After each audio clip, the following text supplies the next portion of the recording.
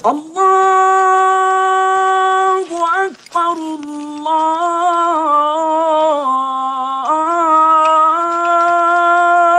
Akbar. Ashhadu an la ilaha illa Allah.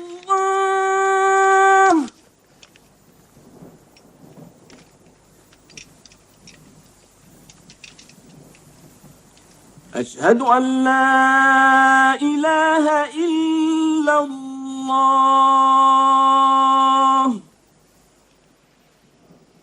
Dhe kështu ndodhi. Muhamedi nuk u hakmor dhe nuk lejoi të tjerët. Ai e shpalli Mekën qytet të shenjtë, ku askush nuk duhet të derdh gjak, as të pres një pemë dhe as të therrë gjën e gjallë. Shpejt e gjithë Arabia e përqafoi Islamin jo vetëm me bindje, por edhe me ligjet e reja, sjellje dhe veprat që ishin pjesë e Islamit. I dërguari arriti të përjetonte suksesin e misionit të vet, por shpejt e ndjehu se po i afrohej vdekja. Ky që një akt i madh i pejgamberit që i vuri vulën misionit të tij. Ai i ftoi njerëzit pranë tij dhe i përcolli për herë të fundit mesazhin e tij për nënshtrim ndaj Zotit dhe mirësi ndaj njeriut. O njerëz, më dëgjoni me kujdes. Së shpejti do të ndahem nga ju. Ka të vobek të mes jush, ndani bukën me ta. Ishini siç visheni vetë. Ju do të vini përpara Allahut, ku secili do të japë llogari për veprat e tij. Të pranishmit, ju a përcjellin këto fjalë atyre që nuk janë. Të gjithë jemi pasardhës të Ademit, dhe më i miri nga ju është ai që i bindet më mirë Zotit. Mendojini mirë këto që po ju them. Mos e lini urrëtitjen t'ju poshtë. Ju duhet të dini që çdo musliman është vëllai i muslimanit. Të gjithë janë vëllezër me njëri tjetrin. Mes muslimanëve nuk ka dallim fisesh e racash. Dhe mos merr asgjë nga vëllai yt, vetëm atë që të jep ai vet. Mos shtyp njeri dhe mos lejo të të shtypin.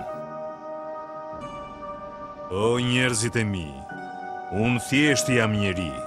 Ndoshta me leku i vdekjes do të vi së shpejti të më marr, por unë ju kam lënë një libër të shpallur nga Zoti, Kuranin, që është i jetë dhe udhëzim.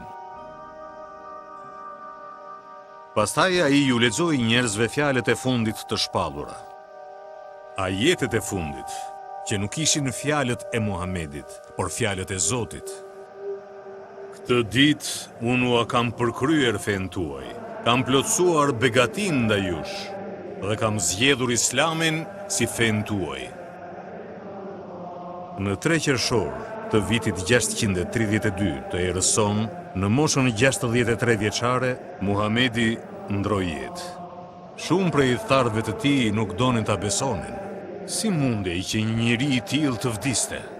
Por Ebu Bekri, miku i pejgamberit, u ngjit në xhami dhe u tha njerëzve: "Kush e adhuron Muhamedin, le ta marrë vesh se ai ka vdekur. Por kush adhuron Allahun, ta di se ai është gjallë dhe nuk vdes kurrë."